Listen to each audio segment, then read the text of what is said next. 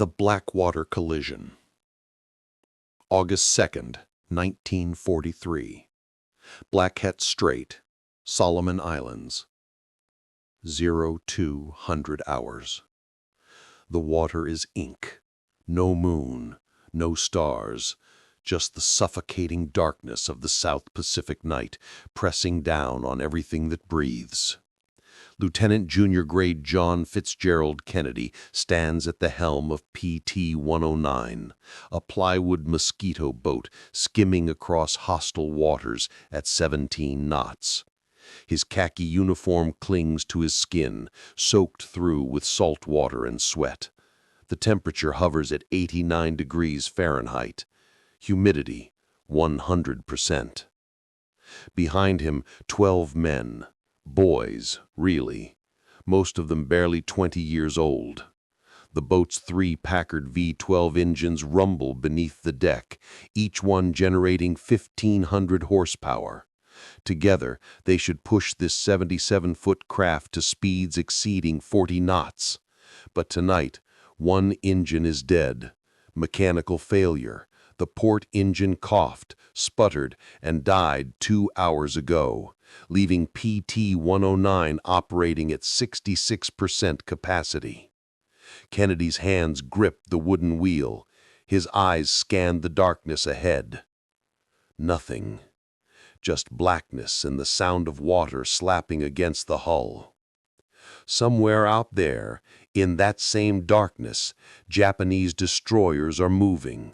The Tokyo Express, 11 warships steaming down the slot, the narrow channel between the Solomon Islands, carrying supplies and reinforcements to Japanese positions on Kolombangara Island. Admiral William Bull Halsey himself ordered 15 PT boats to intercept them.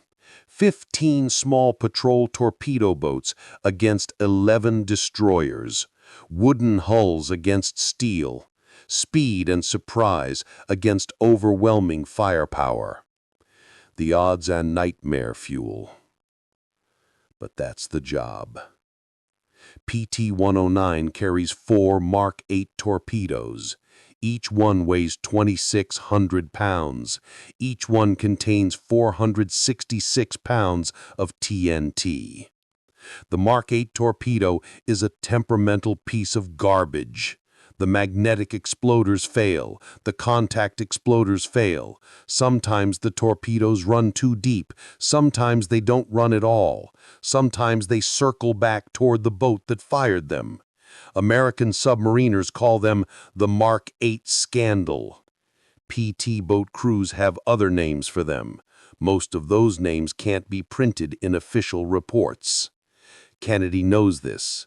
Every PT boat commander knows this. But it's what they have.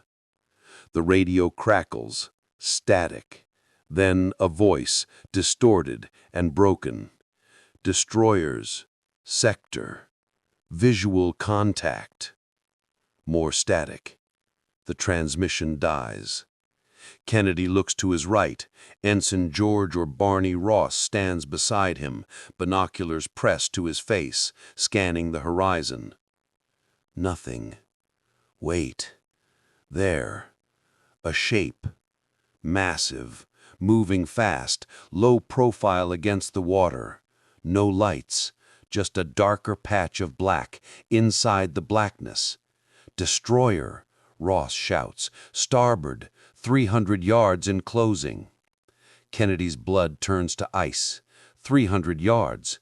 At 30 knots, a destroyer closes 300 yards in 20 seconds. Sound general quarters, Kennedy yells. Alarm bells ring throughout PT-109. The crew scrambles to battle stations. Start the engines, Kennedy screams down to McMahon. Now. In the engine room, McMahon hits the starters on all 3 engines. The starboard and center engines roar to life. The port engine coughs once and dies. 2 engines, McMahon yells back. That's all I got.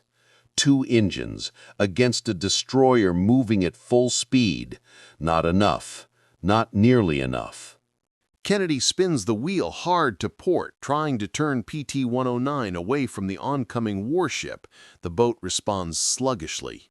Too slow, too heavy, too underpowered. The destroyer is 200 yards away now. It's not changing course. It's coming straight at them. Ross stares through the binoculars, his face pale. It's the Amagiri, Fubuki-class destroyer, 1,680 tons, 38 knots. Kennedy's mind races. There's no time to fire torpedoes. No time to accelerate, no time to evade. The destroyer is 100 yards away. 50 yards. The men on PT-109 can see it now with their naked eyes. A steel monster, bow cutting through the water like a blade. Massive. Unstoppable. Kennedy makes a decision. Brace for impact! The men grab onto whatever they can, railings, torpedo tubes, each other. The destroyer's bow, reinforced with a bulbous underwater ram designed to slice through submarines, hits PT-109 at 38 knots. The impact sounds like the end of the world. Wood explodes, metal screams. The plywood hull of PT-109 shatters like balsa in a hurricane. The destroyer's bow cuts the patrol boat in half, splitting it cleanly between the day room and the forward torpedo tubes. The forward section of PT-109, 40 feet of plywood, torpedoes, and men, disappears beneath the water in seconds. The aft section, still attached to 2 running engines, spins violently in the destroyer's wake. Fuel from the ruptured tanks spills across the water. The engines ignite it. Fire erupts across the surface of the ocean. Kennedy is thrown 10 feet across the deck. His back slams into the bulkhead. Pain explodes through his spine. Old pain, familiar pain. The injury from his days playing football at Harvard, now screaming back to life. He forces himself to stand. Around him, chaos. Flames, smoke, screaming. The destroyer, the Amagiri, doesn't slow down. It doesn't stop. It doesn't even acknowledge that it just cut an American patrol boat in half. It simply continues steaming northwest at full speed, vanishing into the darkness as if PT-109 never existed. Kennedy stumbles to the edge of the floating wreckage. The aft section is sinking fast. Water pours in through the massive wound where the bow used to be. "Head count!" Kennedy shouts over the roar of flames. "Who's alive?" Voices respond from the darkness. "Tom, I'm here. Ross, still breathing. Starkey, I'm in the water. McGuire, I'm okay. Johnston, I'm on the aft." One by one, the survivors call out. Kennedy counts them. 8, 9, 10, 11 voices. Then silence. "McMahon!" Kennedy yells. "Pop! Where are you?" No response. Kennedy's heart drops. "McMahon!" A weak voice rises from the flames near the engine room. "Here. I'm here." Kennedy doesn't hesitate. He dives into the burning water, swimming toward the voice. The flames sear his skin. The water is hot. Actually hot, heated by burning gasoline. The smell of petroleum fills his nose and lungs. He finds McMahon floating face up, badly burned.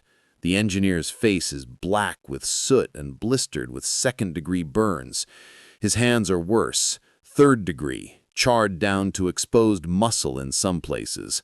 "I got you, Pop," Kennedy says, grabbing McMahon under his arms. "I got you." He drags McMahon away from the flames, back toward the floating wreckage.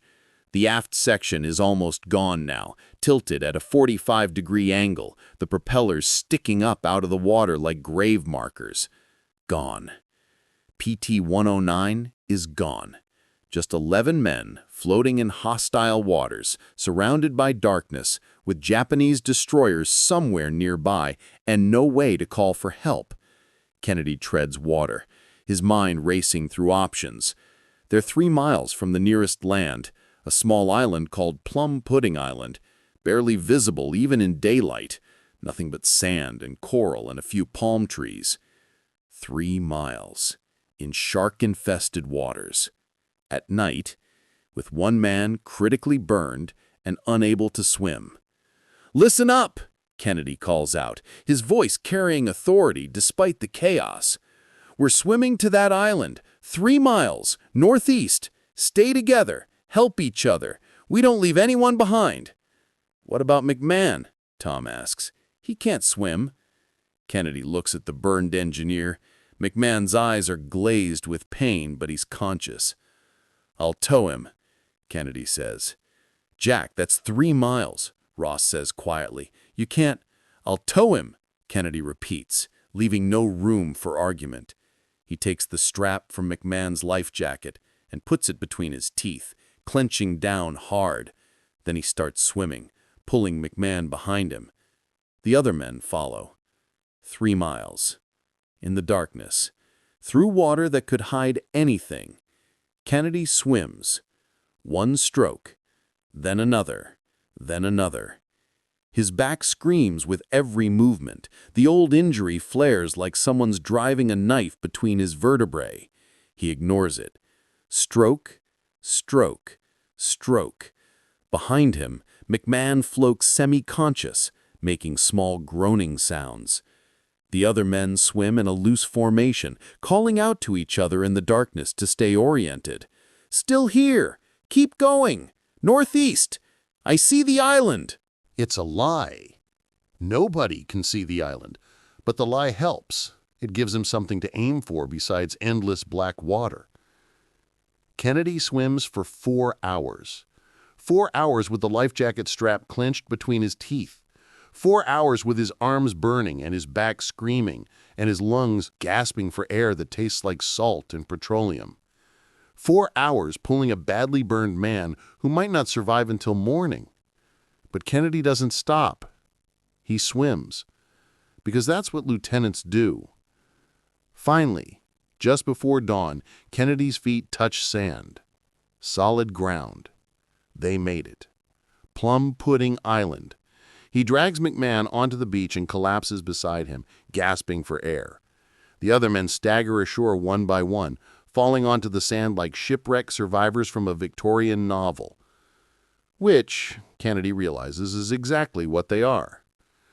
The sun begins to rise over the Solomon Islands, painting the sky in shades of orange and pink. Beautiful, serene, completely at odds with the nightmare they just survived. Kennedy sits up and takes inventory. 11 men, all alive. 1 badly burned, several with minor injuries, all exhausted, dehydrated, stranded on an island the size of a football field with no food, no water, no radio, and no way to signal for help. And somewhere out there, Japanese destroyers and patrol boats are still hunting. Kennedy looks at his men. They look back at him. Nobody says it, but they're all thinking the same thing. Now what? The Devil Boats of Tulagagi. Rewind. 6 months earlier. February 1943. Tulagagi Harbor, Solomon Islands. The South Pacific sun hammers down on Motor Torpedo Boat Squadron 2 like a blast furnace set to kill everything. The heat index reads 117 degrees Fahrenheit. Men work shirtless, their skin burned dark red, sweat pouring off them in rivers that leave salt stains on everything they touch. 15 PT boats bob in the harbor, tied to makeshift docks built from salvaged Japanese lumber and desperation. These are the boats of Ron 2, the nickname for MTB Squadron 2, and they look like hell. Plywood hulls patched with whatever materials can be scrounged, engines held together with baling wire and prayers, gun mounts welded from scrap metal, torpedo tubes that jam more often than they fire.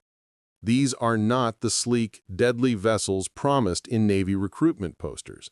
These are floating coffins held together by stubbornness and profanity.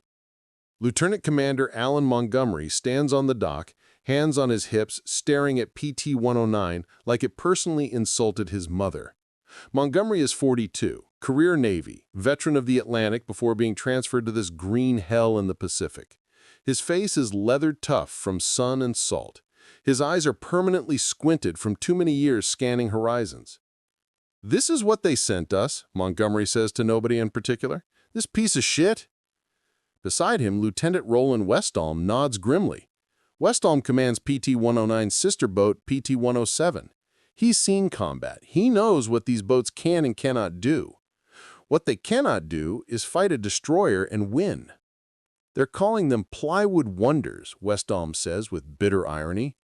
"They should call them plywood coffins," Montgomery mutters. He's not wrong.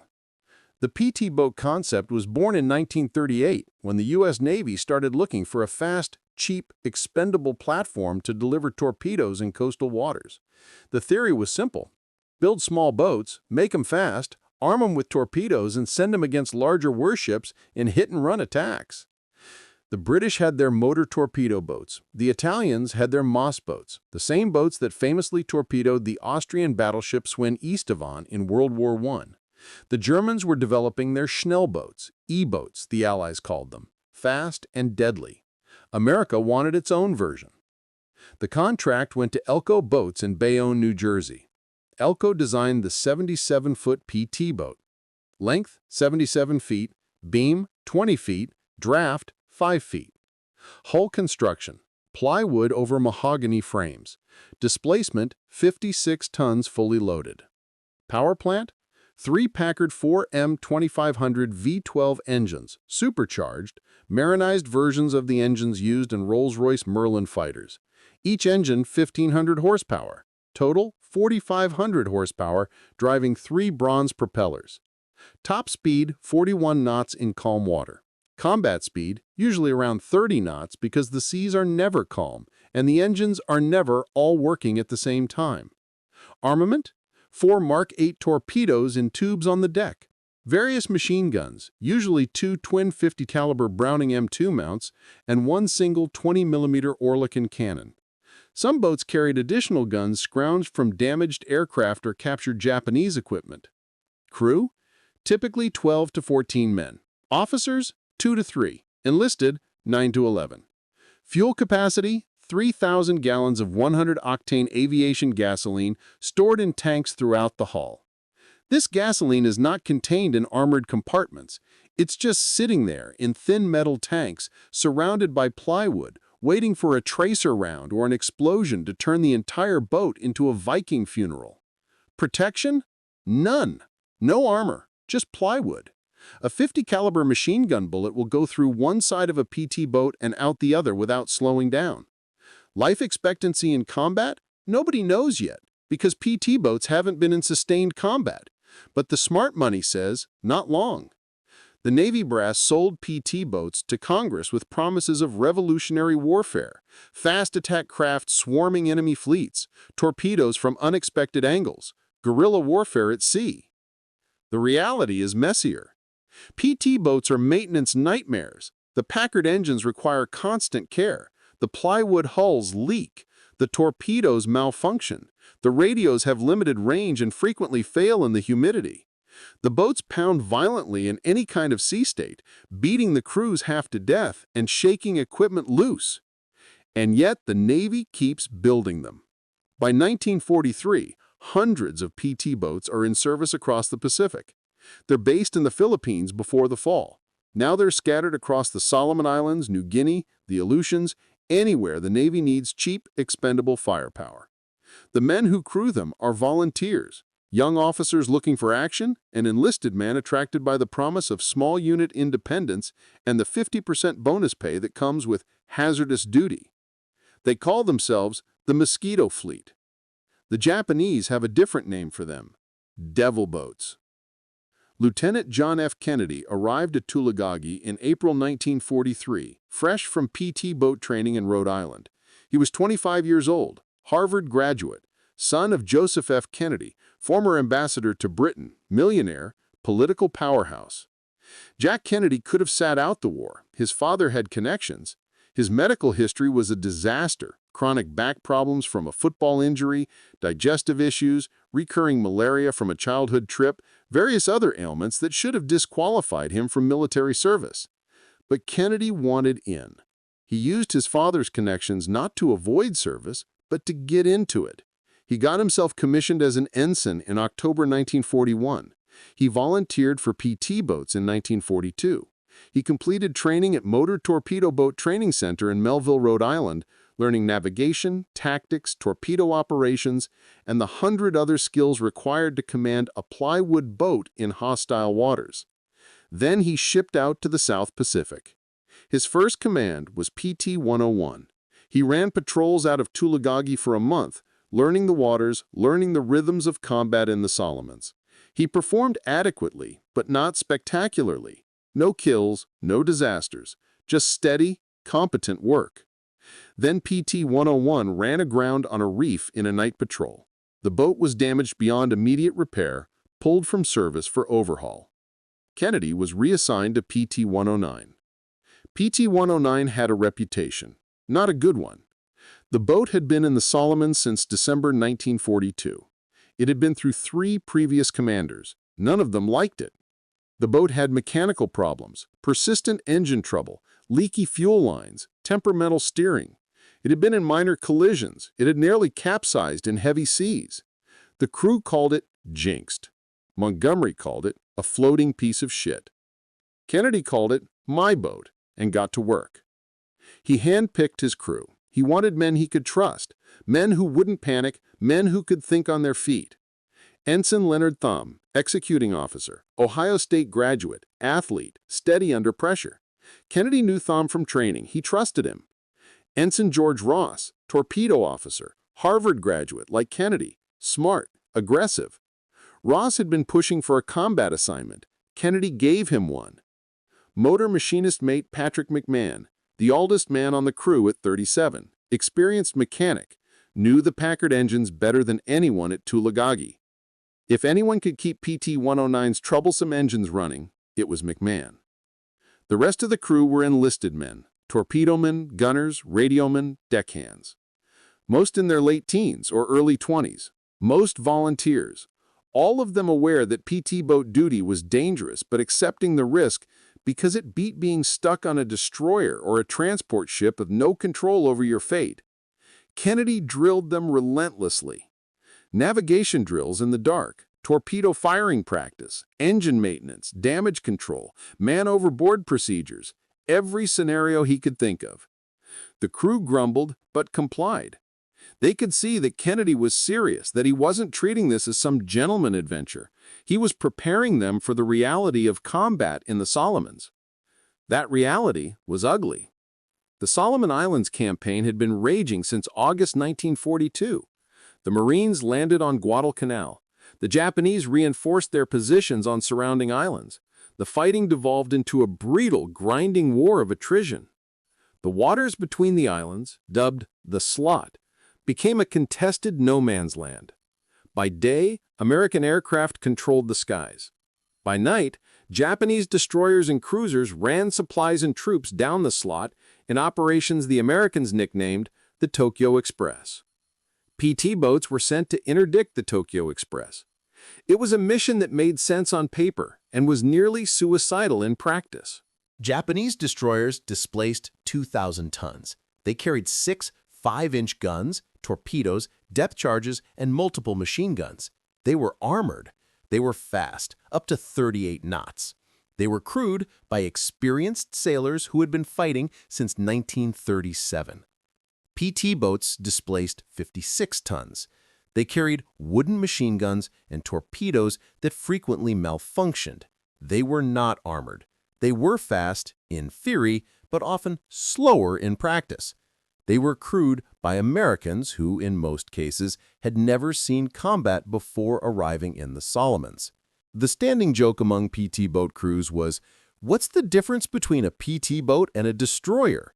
The destroyer shoots back. But orders were orders. Every night, PT boats went out into the Slot, searching for the Tokyo Express. Sometimes they found it.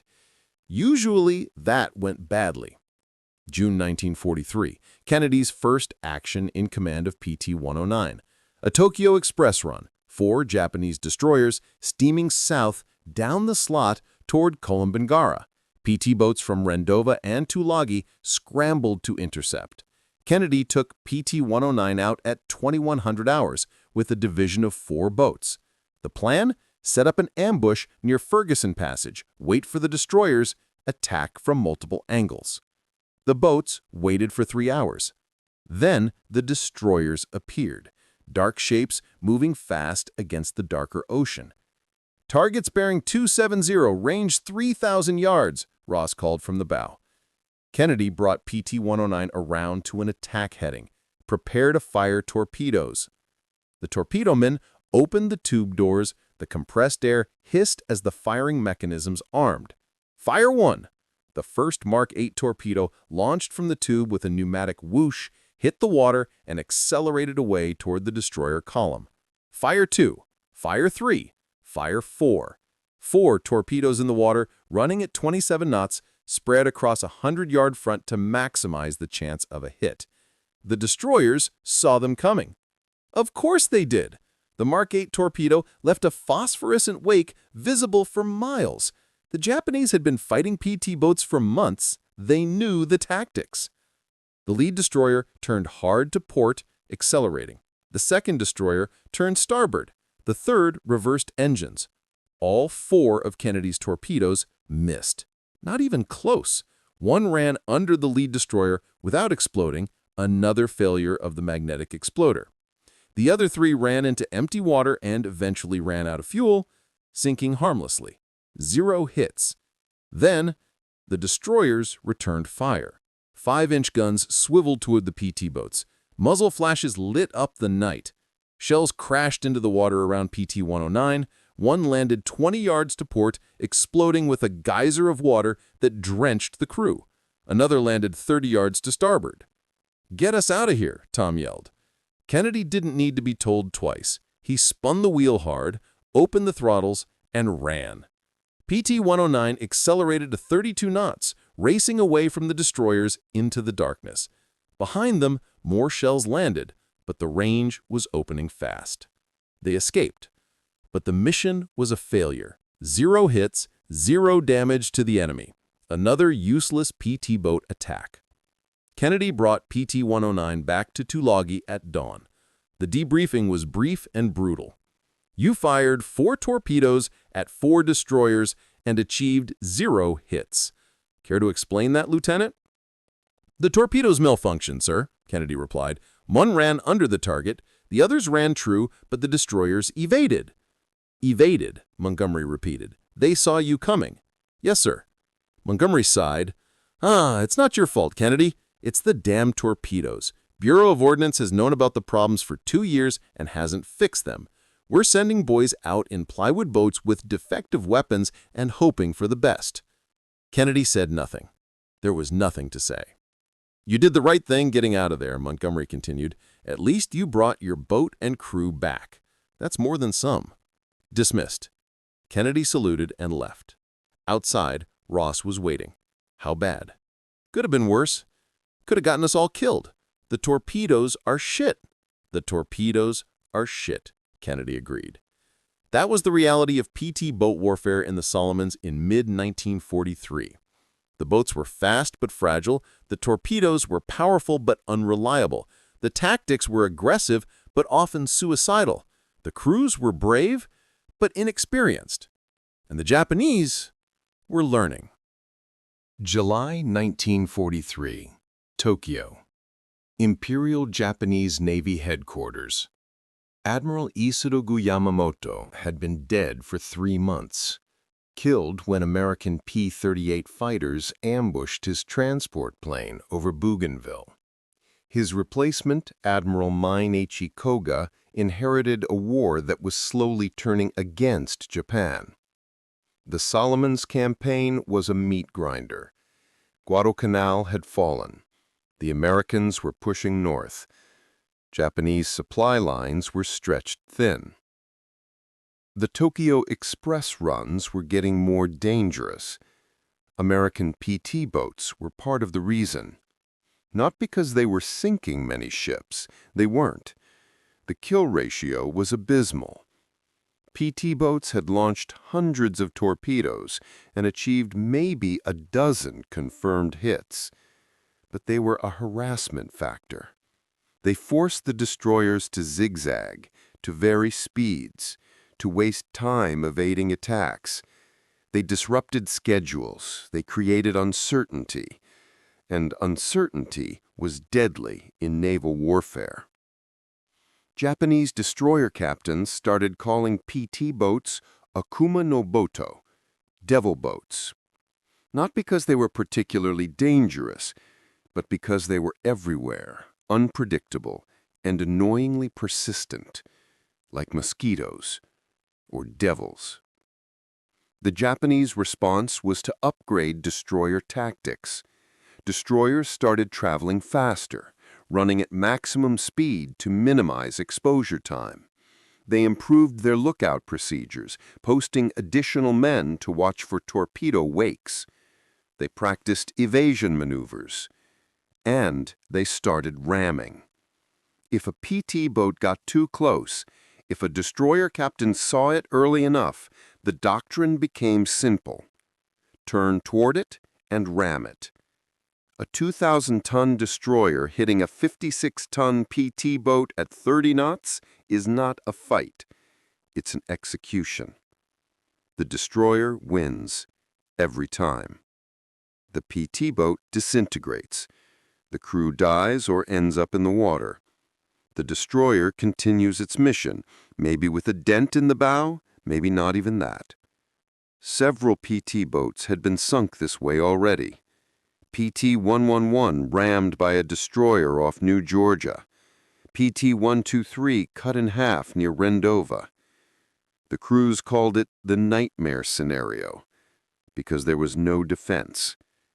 If a destroyer captain saw you and decided to ram you, you had maybe 30 seconds to get out of the way. Maybe. Usually not. Kennedy knew about the rammings. Every PT boat commander knew. But knowing about a threat and experiencing it are two different things. August 1st, 1943. Rendova Harbor. PT-109 sits alongside a floating dock, taking on fuel and supplies. The crew is exhausted. They've been running patrols every other night for 2 weeks. But tonight, they're going out again. Orders came down from Commander Thomas Warfield, overall commander of the PT boat operations in the area. 15 boats to intercept a Tokyo Express run expected to transit Blackett Strait after midnight. Kennedy briefs his crew at 1800 hours. Intelligence reports 11 Japanese destroyers heading south with supplies for Kolombangara. They'll pass through Blackett Strait between 0100 and 0300 hours. Our job is to intercept and attack with torpedoes. He points to a map spread across a makeshift table. We'll form a picket line here, across the strait. 3 divisions of 5 boats each. We're in Division B with PT-162, PT-169, PT-157, and PT-171. 15 boats against 11 destroyers, Tom says quietly. Those are bad odds. They're the odds we have, Kennedy replies. Questions? Torpedo man Raymond Albert raises his hand. Skipper, what about the port engine? McMahon says it's still running rough. All eyes turn to McMahon. The engineer wipes grease from his hands and nods. It's not 100%. The fuel line has a blockage I can't clear completely. It'll run, but it might cut out under load. Kennedy absorbs this. One unreliable engine in a combat zone against destroyers that can do 38 knots. Can you fix it? Not here, not with the tools I have. I'd need to pull the whole fuel system, and that takes 8 hours minimum. 8 hours they don't have. All right, Kennedy says. We go with 2.5 engines. McMahon, you stay in the engine room and keep that port engine running as long as you can. If it dies, get the other 2 running at maximum. Clear? Clear, Skipper. Everyone else, standard battle stations. We launch at 1830 hours. The crew disperses to make final preparations. Ross pulls Kennedy aside. Jack, if that port engine dies at the wrong time, then we deal with it, Kennedy interrupts. We've got our orders. Ross doesn't look convinced, but he nods. At 1830 hours, PT-109's engines rumble to life. The boat casts off from the dock and joins the column of PT boats heading out into Blackett Strait. The sun sets behind them, painting the sky in violent shades of red and orange. Red sky at night, sailors' delight. But Kennedy feels no delight, just a cold knot of anticipation in his gut. Something about tonight feels wrong. The night of the Amagiri. 0130 hours, August 2, 1943. Blackett Strait. The 15 PT boats have formed their picket line across the strait, spread out at intervals of roughly 500 yards. Each boat is Yanks. Brantingham stands on the deck of PT-157, shining a flashlight toward the shore. "Kennedy, that you?" Kennedy steps into the light, raising his hand. "It's me. 11 survivors. 1 man critical. We need immediate evacuation." Brantingham's face shows shock, then relief. "Jesus Christ, Jack. We thought you were all dead. The Amagiri reported sinking a PT boat. We found debris, but no survivors. We've been searching for 3 days." "We've been swimming for 3 days," Kennedy replies. Within minutes, the crew of PT-109 is aboard the rescue boats. McMahon is carried on a stretcher, unconscious but breathing. The other men climb aboard under their own power, though most can barely stand. The PT boats turn and head back toward Rendova at full speed. Kennedy sits on the deck of PT-157, wrapped in a blanket, holding a canteen of fresh water. He drinks slowly, letting the liquid revive him. Beside him, Ross looks like a man who's seen hell and lived to tell about it, which, Kennedy reflects, is exactly accurate. 4 days, Ross says quietly. 4 days in the water. 5, Kennedy corrects. If you count the night we got hit. 5 days, Ross repeats. Swimming between islands, living on coconuts, waiting to die. But we didn't die, Kennedy says. 11 of us made it. That's what matters. Ross nods, but his expression is haunted. Kirksey and Marnie didn't make it. Kennedy's jaw tightens. No, they didn't. The 2 men sit in silence as PT-157 races through the night toward Rendova Harbor. August 6, 1943, Rendova Harbor. 0400 hours. PT-157 and PT-171 arrive at Rendova, and the survivors of PT-109 are rushed to the field hospital. McMahon is taken directly to surgery. The doctors work for 6 hours cleaning his burns, debriding dead tissue, administering sulfa drugs to fight the infection. He survives. Barely. Kennedy and the other men are examined, treated for dehydration, cuts, bruises, and various minor injuries. Kennedy's back is in bad shape. The doctors want to evacuate him stateside for treatment, but he refuses. "I'm staying here," Kennedy insists. "My men are here. I'm not leaving." The doctors argue, but eventually relent. Kennedy is given painkillers and ordered to rest. He ignores the order and reports to Commander Thomas Warfield for debriefing. Warfield's office is a plywood shack with a tin roof and a fan that doesn't work. The commander sits behind a makeshift desk, reading Kennedy's preliminary written report. When Kennedy enters, Warfield looks up. His face is unreadable. "Sit down, Lieutenant." Kennedy sits. His back screams in protest. 11 survivors out of 13. That's better than we expected. When we found the debris field, we assumed total loss. Wimani died in the collision, sir. Torpedoman Kirksey and Torpedoman Marnie. They were forward when the Amagiri hit. The Amagiri, Fubuki-class destroyer, commanded by Kohei Hanami. We've been tracking her for months. She's a lucky ship. Survived multiple engagements without serious damage. She cut us in half, sir. Like we weren't even there. You were in a plywood boat, Lieutenant, against a destroyer traveling at 38 knots. The physics were not in your favor. No, sir. Warfield leans back in his chair. Let's talk about what happened. Your report says the port engine was malfunctioning prior to the collision. Yes, sir. Fuel line blockage. McMahon couldn't clear it. The engine died just before impact. And you were idling in the middle of Blackett Strait, engines at minimum throttle. Yes, sir. Per the operational plan. We were holding our position in the picket line, waiting for the destroyers. With a malfunctioning engine. Kennedy sees where this is going. Sir, if you're suggesting I should have withdrawn due to mechanical problems, I'm not suggesting anything, Lieutenant. I'm establishing facts for the incident report. Kennedy takes a breath, forcing himself to remain calm. The port engine was operating when we left Rendova, sir. It died during the patrol. By the time we realized the destroyers were in the area, it was too late to withdraw. We were following orders to maintain position. Warfield nods. And when you spotted the Amagiri? We attempted to turn and fire torpedoes, but with only 2 engines operational, PT-109 couldn't maneuver quickly enough.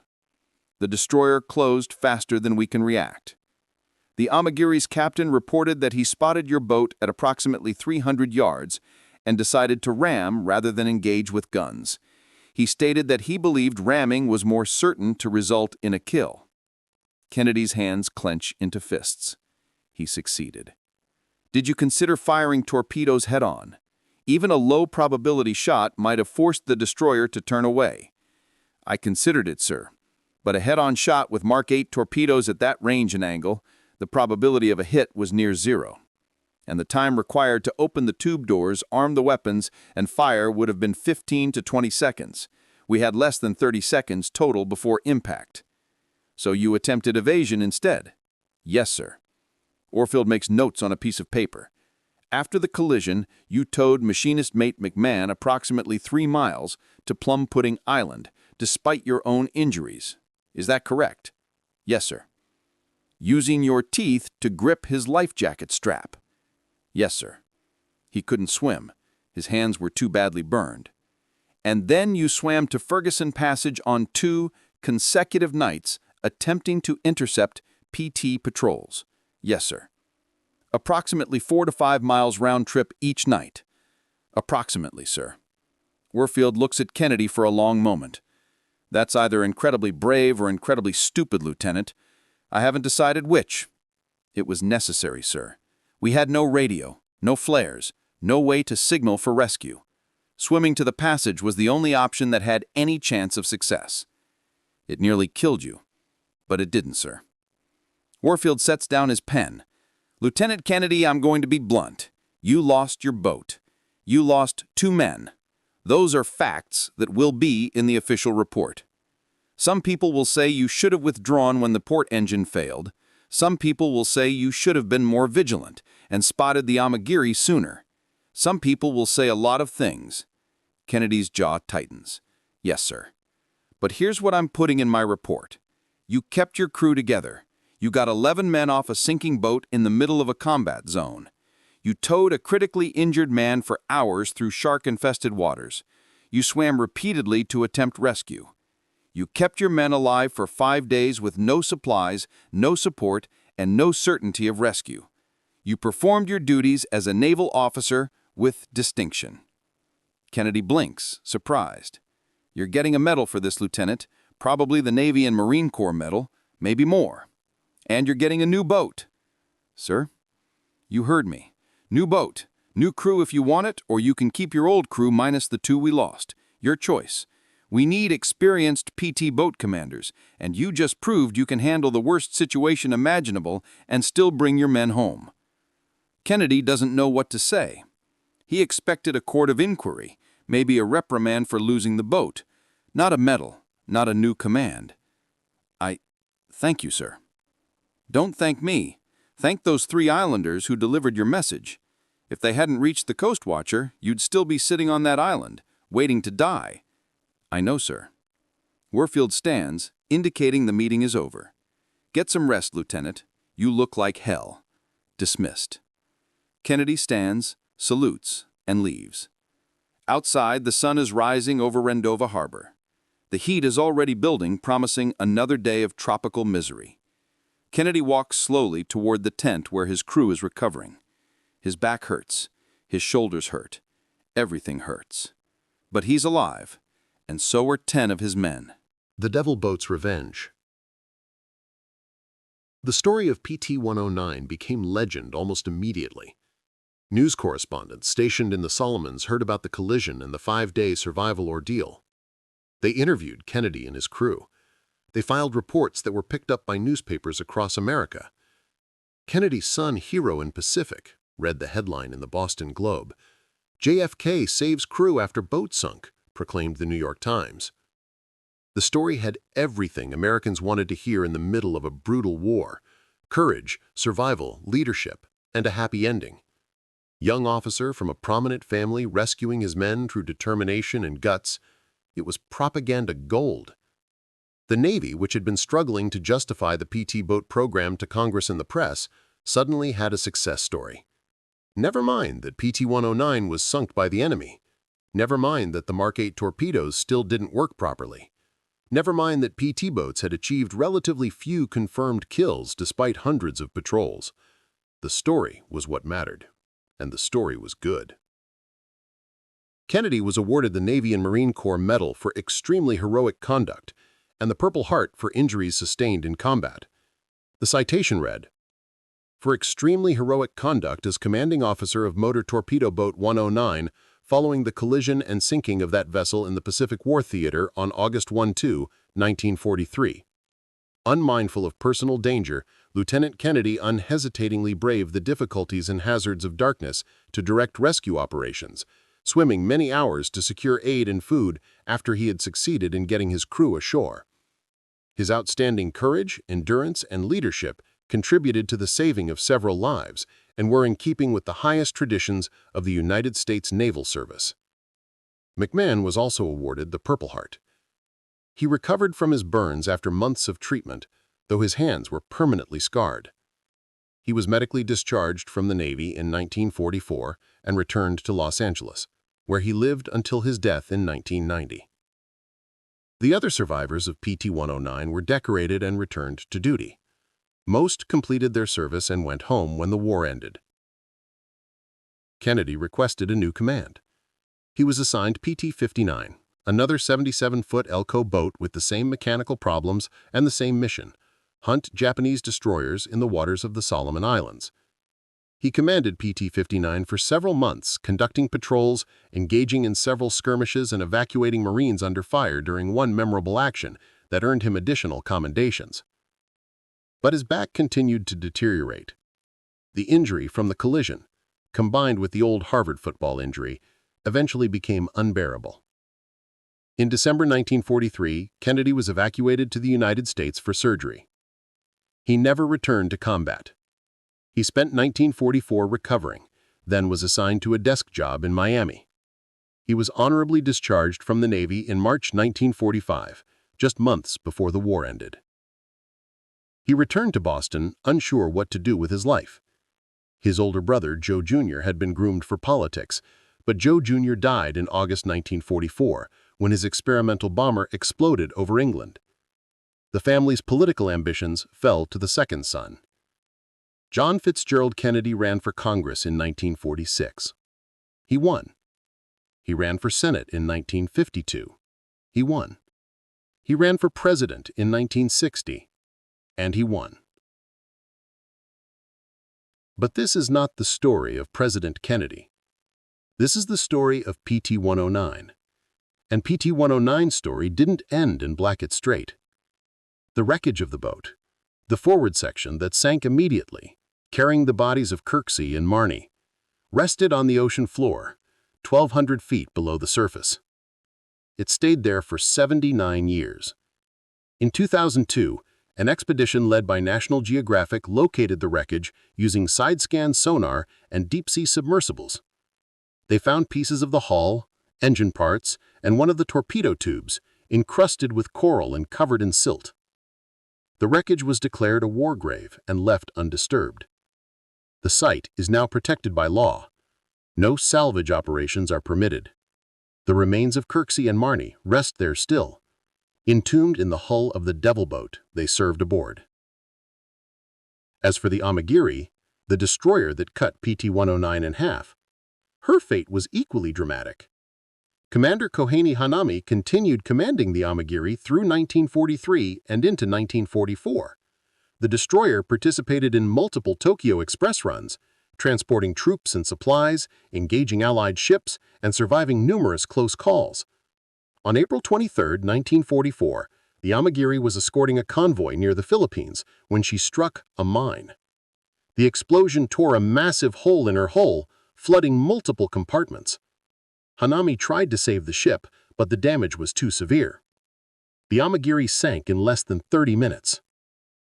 Hanami and most of his crew survived, rescued by other ships in the convoy. But the destroyer that had cut through PT-109 like butter was gone, claimed by the same Pacific waters she had once dominated. There's a certain poetic justice in that. The anatomy of the devil boats.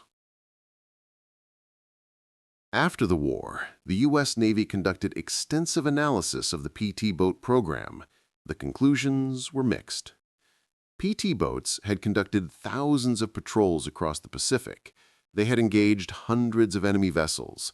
The confirmed kill count? Approximately 50 ships sunk, including a few destroyers, several smaller warships, and numerous transport vessels. The cost? Approximately 90 PT boats lost to enemy action, mechanical failure, or weather. Hundreds of men killed or wounded. The effectiveness ratio was not impressive. Vice Admiral Morton L. Dio, who commanded PT boat operations in the Mediterranean, wrote in his post-war assessment, "The PT boat concept promised much and delivered little. These boats were fast, maneuverable, and well-armed for their size, but they were fragile, mechanically unreliable, and vulnerable to even small-caliber fire. Against major warships, they were virtually useless. The Mark 8 torpedo, which was supposed to be their primary weapon, failed more often than it worked. We would have been better served by investing those resources in destroyers, submarines, or aircraft." But other officers disagreed. Admiral William Halsey, who commanded South Pacific operations, wrote, "PT boats served an invaluable role in the Solomon Islands campaign. They disrupted Japanese supply lines, forced enemy destroyers to alter their routes and tactics, and provided reconnaissance in areas where larger ships couldn't operate. Their kill count doesn't reflect their true value. The mere presence of PT boats forced the Japanese to allocate resources to defend against them. Destroyers had to travel faster, convoys had to be larger, shipping routes had to be altered. That has strategic value, even if it doesn't show up in the statistics." The truth, as usual, was somewhere in between.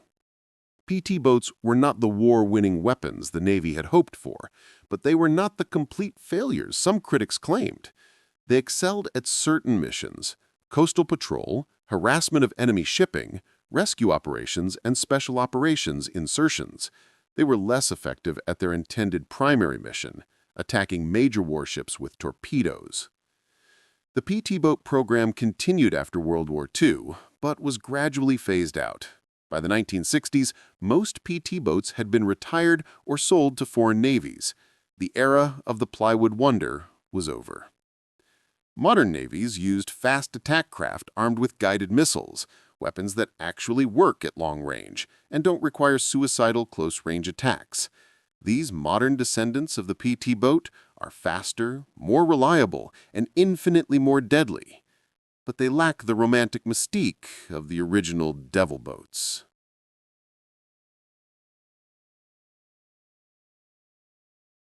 The legacy of PT-109 is complex.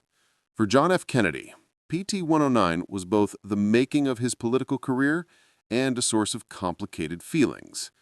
He rarely spoke about it unprompted, though he would answer questions when asked.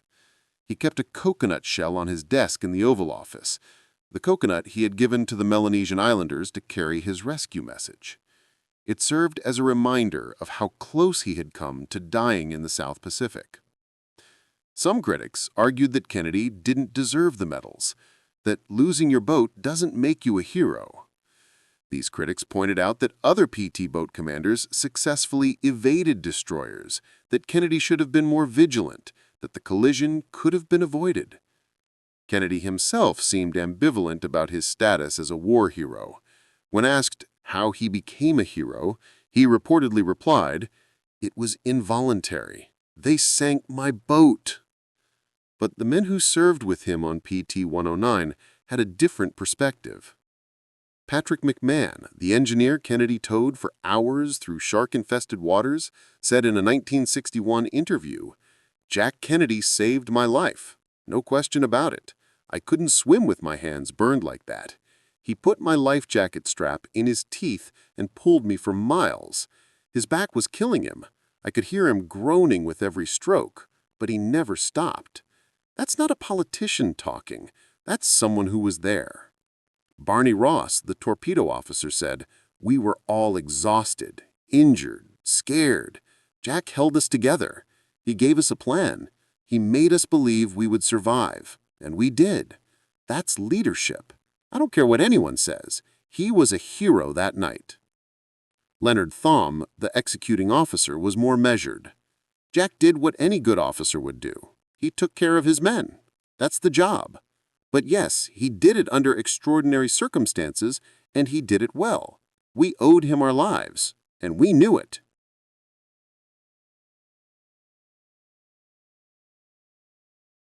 The Japanese perspective on the collision is equally interesting. Commander Kohei Hanami, in his post-war memoir, wrote, "I observed the PT boat at approximately 300 meters. In normal circumstances, I would have engaged with guns or torpedoes. But time was critical. We had a schedule to maintain. Ramming was the fastest, most certain method of neutralizing the threat. The collision took less than 5 seconds. We felt a slight jolt, nothing more. I did not realize until after the war that the boat's commander survived and later became President of the United States. It is a strange coincidence that I nearly killed a man who would lead the nation we fought against." Hanami and Kennedy never met.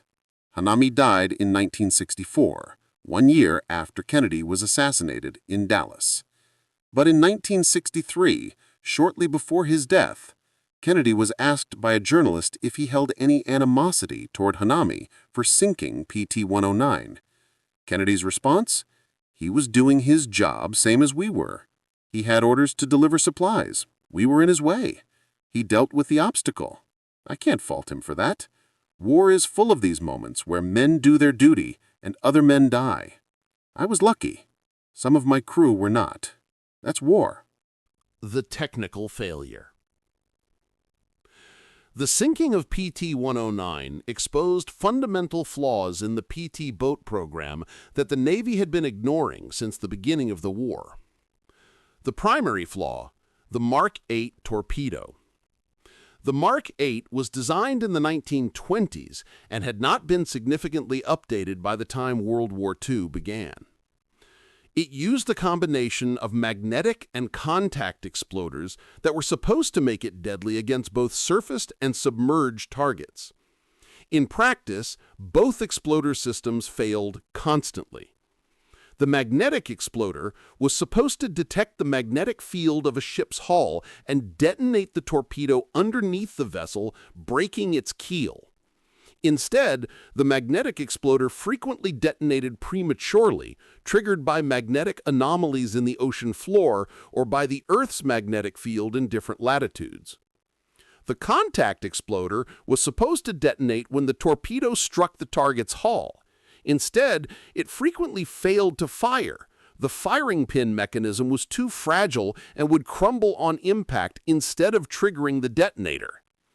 Additionally, the depth control mechanism was miscalibrated. Torpedoes said to run at 10 feet often ran at 20 feet, passing harmlessly under the target.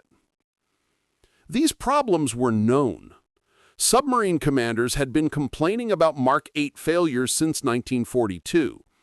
The Bureau of Ordnance, the Navy department responsible for weapons development, insisted the problems were due to operator error, not design flaws. It took until late 1943 for the Bureau to finally admit the torpedoes were defective and begin implementing fixes. By then, hundreds of torpedoes had been fired, hundreds of attacks had failed, and who knows how many ships had escaped destruction because American weapons didn't work. For PT boat crews, the torpedo problem was especially frustrating because they had to get close to the target to fire. Submarines could attack from thousands of yards away.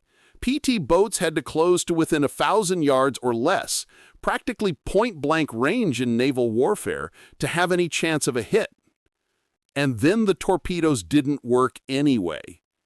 Kennedy fired 4 torpedoes at destroyers during his time commanding PT-109. 0 hits. Not because of bad aim or bad tactics, but because the weapons failed. This was not unique to Kennedy. Across the PT boat fleet, the failure rate for torpedo attacks exceeded 70%. 70%! Imagine being sent on a mission where your primary weapon fails 70% of the time, where you have to get within spitting distance of ships 10 times your size to even attempt an attack, and where your boat is made of plywood and will disintegrate if hit by anything larger than a rifle bullet. That was the reality for PT boat crews in 1943. And yet they went out, night after night, into darkness and danger, because those were the orders. The second major flaw, the hull construction. Plywood over mahogany frames. Sounds almost quaint, like something from the age of sail, not a World War II combat vessel. The decision to use plywood was based on several factors. First, speed of construction. PT boats could be built quickly in small boatyards that didn't have the facilities for steel construction. In 1941, when PT boats were being rushed into production, this was seen as a major advantage. Second, weight. Plywood is much lighter than steel or aluminum. A lighter boat means higher speed for the same amount of engine power.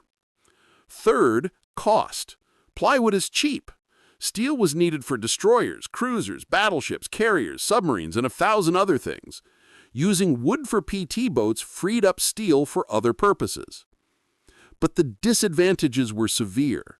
Plywood offers 0 protection against weapons fire. A .30 caliber rifle bullet will punch through plywood without slowing down. A .50 caliber machine gun bullet will go through one side and out the other. A 20mm cannon shell will turn a section of plywood hull into splinters. Plywood hulls leaked constantly. The boats required pumps running almost continuously to keep the bilges clear. Plywood deteriorated rapidly in tropical climates. The humidity and salt water caused the glue between the plywood layers to fail. The wood warped, frames cracked. Boats that were structurally sound when built in Rhode Island were falling apart after 6 months in the South Pacific. The Navy experimented with alternatives. Some PT boats were built with aluminum hulls. These were lighter and more durable than plywood, but aluminum was even more scarce than steel. Only a few aluminum PT boats were ever built. Some later PT boats used fiberglass reinforcement over the plywood, which helped with durability but added weight and complexity. But for most of the war, PT boats were plywood, and plywood meant fragility. When the Amagiri struck PT-109, the destroyer's bow cut through the plywood hull like an axe through kindling. There was no resistance, no structural integrity, just catastrophic disintegration. A steel-hulled boat might have survived. Damaged, certainly, but possibly still afloat, possibly salvageable. PT-109 disintegrated in 2 seconds. The third major flaw, the engines. The Packard 2500 V12 engines were magnificent pieces of engineering. Each one generated 1,500 horsepower from a 2,500 cubic inch displacement. They were Marinized versions of the Rolls-Royce Merlin engines used in P-51 Mustangs and Spitfires. On paper, they were perfect for PT boats, powerful, relatively lightweight, and capable of pushing a 56-ton boat to speeds exceeding 40 knots. In practice, they were maintenance nightmares. The engines required constant care. Oil changes every 50 hours of operation, spark plugs replaced every 100 hours, valve adjustments, cooling system maintenance, fuel system cleaning. In the controlled environment of a stateside training base, this was manageable. In the South Pacific, it was almost impossible. PT boats operated from primitive forward bases with limited tools, limited spare parts, and limited facilities. Mechanics like McMahon performed miracles keeping the engines running with whatever materials they could scrounge. But the engine still failed constantly. Fuel line blockages, cooling system failures, ignition problems, supercharger malfunctions. And when an engine failed during a patrol, especially during combat, the consequences could be fatal. PT-109's port engine failed at the worst possible moment, just as the Amagiri appeared. With only 2 engines, Kennedy couldn't maneuver quickly enough to evade. With all 3 engines operational, PT-109 might have accelerated away, might have turned faster, might have survived. Might have. But the engine failed, and 2 men died. The Navy learned lessons from PT-109 and the broader PT boat experience. After the war, new designs emerged, boats with aluminum or steel. The technical failure. The sinking of PT-109 exposed fundamental flaws in the PT boat program that the Navy had been ignoring since the beginning of the war. The primary flaw, the Mark 8 torpedo. The Mark 8 was designed in the 1920s and had not been significantly updated by the time World War II began. It used a combination of magnetic and contact exploders that were supposed to make it deadly against both surfaced and submerged targets. In practice, both exploder systems failed constantly. The magnetic exploder was supposed to detect the magnetic field of a ship's hull and detonate the torpedo underneath the vessel, breaking its keel. Instead, the magnetic exploder frequently detonated prematurely, triggered by magnetic anomalies in the ocean floor or by the Earth's magnetic field in different latitudes. The contact exploder was supposed to detonate when the torpedo struck the target's hull. Instead, it frequently failed to fire. The firing pin mechanism was too fragile and would crumble on impact instead of triggering the detonator. Additionally, the depth control mechanism was miscalibrated. Torpedoes set to run at 10 feet often ran at 20 feet, passing harmlessly under the target. These problems were known. Submarine commanders had been complaining about Mark 8 failures since 1942. The Bureau of Ordnance, the Navy department responsible for weapons development, insisted the problems were due to operator error, not design flaws. It took until late 1943 for the Bureau to finally admit the torpedoes were defective and begin implementing fixes. By then, hundreds of torpedoes had been fired, hundreds of attacks had failed, and who knows how many ships had escaped destruction because American weapons didn't work. For PT boat crews, the torpedo problem was especially frustrating because they had to get close to the target to fire. Submarines could attack from thousands of yards away. PT boats had to close to within 1,000 yards or less, practically point-blank range in naval warfare, to have any chance of a hit. And then the torpedoes didn't work anyway. Kennedy fired 4 torpedoes at destroyers during his time command. November 22, 1963, Dallas, Texas. President John F. Kennedy is assassinated while riding in a motorcade through Dealey Plaza. The news shocks the world. Television networks interrupt regular programming. Radio stations broadcast continuous coverage. Newspapers print special editions. Among the millions of Americans mourning the president's death are the 10 surviving members of PT-109's crew. They gather for the funeral in Washington, D.C. These men, now in their 40s with families and careers and lives far removed from the desperate night in 1943, stand together one last time for their commander. Patrick McMahon, his hands still scarred from the burns, weeps openly as the caisson passes. Barney Ross stands at attention, his face carved from stone. Leonard Tom salutes as the flag-draped coffin is carried into Arlington National Cemetery. The other survivors, Starkey, McGuire, Harris, Johnston, Maurer, Zinser, and Albert, pay their respects silently. They remember a different Kennedy, not the president, not the politician, not the icon. They remember a lieutenant in his 20s, standing at the helm of a plywood boat, navigating by stars and intuition, trying to keep his crew alive against overwhelming odds. They remember him swimming for hours through dark water, towing a burned man who couldn't swim, refusing to give up even when his body was failing. They remember him leading them to safety, keeping them together, giving them hope when hope seemed ridiculous. That's the Kennedy they knew. That's the man they served under. That's the commander who saved their lives. And now he's gone. Years later, historians would debate Kennedy's legacy as president. The Cuban Missile Crisis, the Bay of Pigs, the early escalation in Vietnam, the Civil Rights Movement, the space program. But for the men of PT-109, the legacy was simpler. He was there when it mattered. He did his duty when it would have been easier to quit.